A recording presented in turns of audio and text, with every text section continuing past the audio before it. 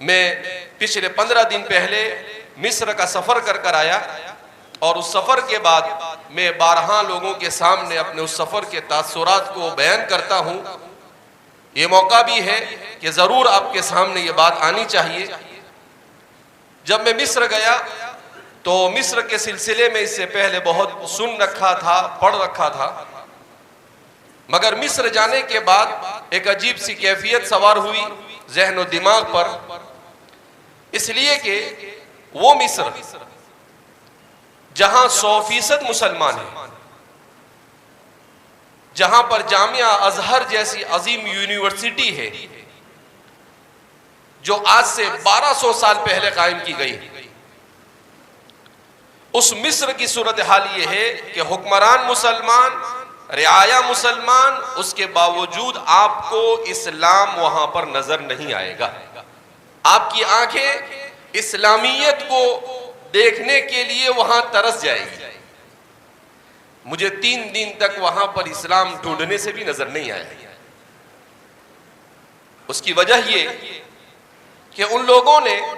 دینی تعلیم کی وہ اہمیت نہیں دی جو اہمیت ہمارے اکابرین نے اس ملک میں دی۔ انہوں نے جیسے دنیا کی تعلیم کا نظام ہوتا ہے اپنے نظام کو اس طرح تو کر دیا، مگر اس طرح کے نظام سے ایسے علماء وجود میں نہیں آ سکے جو علماء مکمل طور پر اسلامی تہذیب و تمدن کے محافظ ہو، جس کے صورتحال یہ کہ جمعہ کے دن جب ہم مسجد میں پہنچے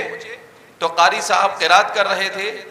اور قاری صاحب کے چہرے پر نہ داڑھی تھی نہ مچھ،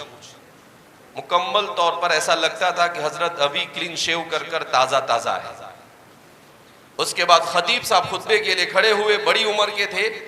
ان کے چہرے پر بھی بہت مشکل سے خشخشی داڑھی، بلکہ خوشی داڑھی تھی،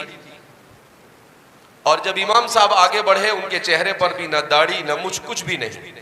ان کا لباس بھی اسلامی نہیں۔ عورتوں میں بھی بہت برا حال، رات میں اگر آپ نکل جائے، ہم رات میں کسی کام سے نکلے